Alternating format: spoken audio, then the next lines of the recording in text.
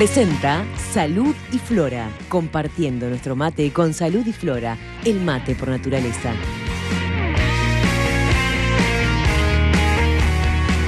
Bueno, seguimos hablando con Fernando Pereira sobre la realidad del trabajo en el Uruguay, la realidad salarial. Nos decía cuánto significa sobre el PBI la masa salarial, 30, era 25, 30 por allí, 30%. Los empresarios hablan del costo de producir en Uruguay, por salarios, por tarifas, por lo que sea.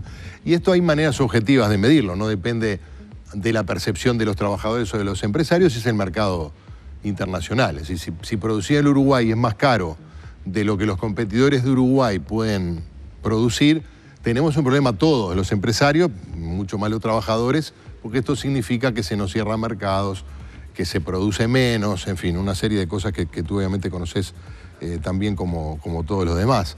A los trabajadores a veces le cuesta también aceptar que esto es un problema, o que puede llegar a serlo, no por el costo de los salarios necesariamente, por el costo global. Y sí, los empresarios dicen que que tener un trabajador o los que sea es caro en Uruguay, por lo menos con relación a otros países. Bueno, con relación a países que tienen un nivel de vida muy deplorable, probablemente lo sea. Pero la pregunta que nos debemos de formular, la única manera de tener competitividad en el exterior del país con nuestros productos es con salarios bajos. No existiría Europa. No existirían los países que están en el primer mundo con niveles de desarrollo altísimos. Y han negociado en función de salarios más o menos decentes. Lo que te quiero decir con esto es, claro, si vos decís en Paraguay vale la mitad. Y sí, en Chile vale más barato porque la seguridad social es más barata. Sí, pero ¿cuántos chilenos se jubilan? ¿Y a qué valor se jubilan? ¿Y con qué seguridad cuentan? ¿Y no están acaso hoy los chilenos atravesando una crisis interna precisamente por su seguridad social? Yo estoy de acuerdo. Acá nos jubilamos con jubilaciones de hambre también, ¿eh? No, pero... Y nos jubilamos todos, de acuerdo. Yo estoy de acuerdo con usted. Si un jubilado gana 9.300 pesos, no le da para vivir. No. En Chile se jubilan con 150. ¿150 qué? Dólares. Claro. Es la mitad. Lo que le quiero decir con esto es, tenemos que construir un sistema que nos permita a todos vivir dignamente. Ahora, usted me dice, deberíamos tener una cultura del trabajo para el desarrollo, donde el presentismo fuera unas cosas importantes, donde la gente llegara en hora a trabajar, donde la productividad fuera importante, y le paga 13.000 pesos al trabajador y pretende todo eso, 400 pesos por día. Si fuma, olvídate, ya ese día no comió.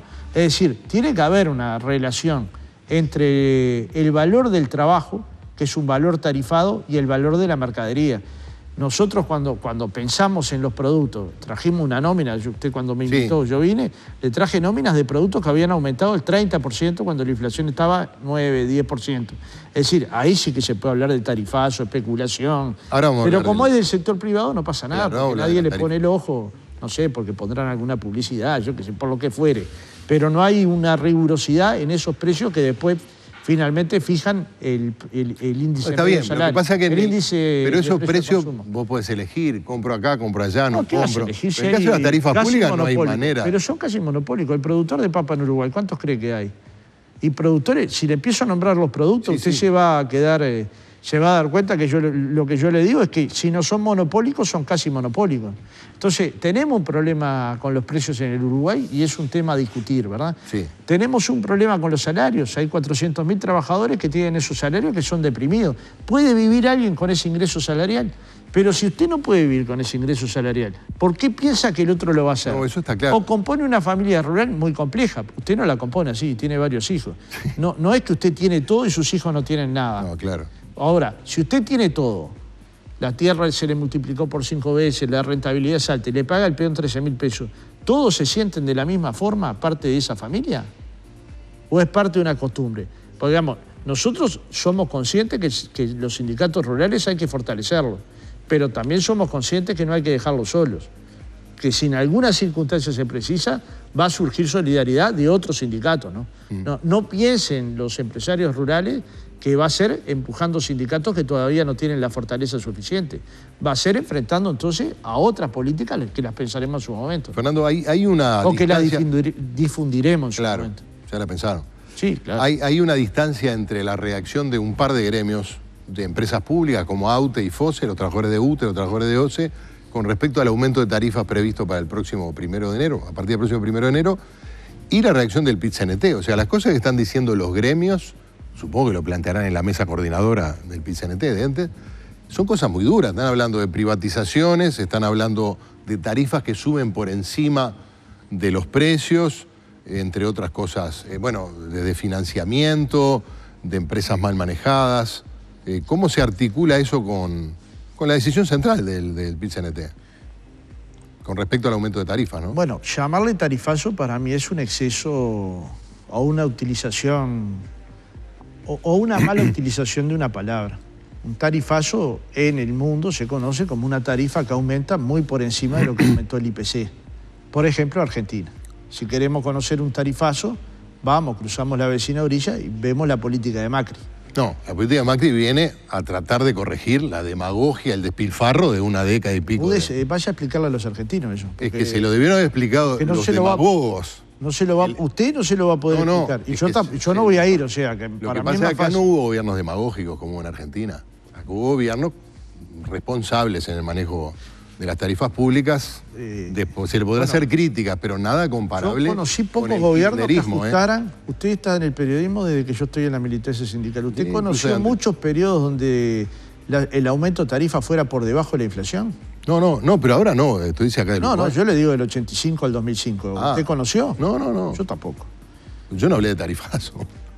Pero se ubica en esa línea de... No, para nada. Del lado del mal, ¿no? ¿Cómo del lado del mal? Entre el bien y el mal, entre la palabra que adjetiviza... Sí, yo no me ubico a ningún lado. En todo caso me ubico del lado de la gente común. Pero está bien, porque usted interpela. Yo no puedo discutir pero con José y con UTE. ¿Por qué no? Con AUTE. Porque no quiero. No quiere, pero yo elijo con quién debatir. Prefiero debatir con los que hacen demagogia. Aumentan 30% sus productos y dicen que el problema de los precios que tienen es el problema tarifario, ¿vio? Pero si quisiera debatir con el que hace demagogia, hubiera debatido con Kirchner y no con Macri, que vino a heredar una situación insostenible de una irresponsabilidad de una década. En el segundo semestre y no, pero le decía porque tirando bolos en las esquinas. Está bien, pero en algún momento estas posiciones de FOSE y de AUTE van a llegar a la mesa. Y lo discutiremos. Lo que nosotros decimos es, ¿usted cree que hay algún habitante del mundo que le guste que le suban las tarifas? Yo creo que no, yo no conozco. ¿Que le guste que le suban los impuestos? Yo creo que no existe. Entonces la discusión pragmática es, ¿estamos frente a un tarifazo o no? Para mí no. Y porque los números están en consonancia con el IPC. ¿Es la posición más simpática que puedo tomar? No, pero es la que mi racionalidad me indica y la que hoy el secretario ejecutivo discutió. La segunda cuestión, ¿deberíamos tener un aumento porcentual plano para todas las tarifas? Yo creo que no. Y el gobierno debería reflexionar. En una dirección lo hizo. 85.000 hogares no van a tener ningún aumento. Ahora, ¿todas las demás franjas son iguales? ¿A todas les coloco el 8% o el 7,5%, dependiendo de la empresa, sin importar el nivel de ingresos? ¿O tengo que tener diferentes franjas? Es decir, hasta los que consumen 3.000 pesos tanto, de 3.000 a tanto. Es decir, tarifas variables que permitan tener un nivel de ingreso a la empresa pública y que también le dé sostenibilidad, porque nosotros no podemos tener empresas públicas débiles, no es razonable tener empresas públicas débiles, pero eso tampoco puede ser visto como la ausencia de política económica. En la decisión del gobierno de aumentar las tarifas hay política económica y que tiene que ver con la política fiscal del gobierno, que tiene que ver en cierta medida con lo que se votó en el presupuesto nacional vinculado a intentar mitigar el déficit fiscal y que tiene que ver con las tarifas como forma de recaudar más. Ahora, de acá, esta es una crítica sin ningún ocultamiento, una crítica a no tener políticas diferenciales y utilizar este mecanismo para cubrir déficit fiscal. Ahora, eso es una cosa que es un análisis político y otra cosa es llamarlo tarifazo. Porque si no empezamos a discutir clichés que están fuera de la realidad, que no tienen nada que ver con... El año pasado, por ejemplo, ajustaron por encima de la inflación. Nosotros pegábamos unos saltos de 7 por altura. Ahora, sigue siendo la misma problemática. Se va a encontrar un ámbito de negociación donde se puedan discutir distintas políticas, variables de ajuste de acuerdo al consumo, cómo se rebajan las tarifas públicas, sobre todo aquellas que son de altísimas sensibilidades para los sectores populares, cómo se pueden tener tarifas diferenciadas mayores a las que hay hoy. Es decir, hay un conjunto político que nosotros tenemos que debatir, pero no es la primera vez que tendremos una diferencia pequeña con alguien del movimiento sindical y con toda la oposición política. Ahora, ¿sabe cuál es el problema? Que en el Uruguay estamos en campaña electoral desde el año 85. Bueno, pero eso incluye al PCNT también. No, gracias. Claro, eso lo incluye usted, no al PCNT. Gracias por acompañarnos, Fernando. Buen año, ¿eh? Espero que tengan un buen año, sobre todo los cámaras. Bueno, salud y flora de regalo para que lleve a la mesa al secretario ejecutivo. Sí, ahí precisan.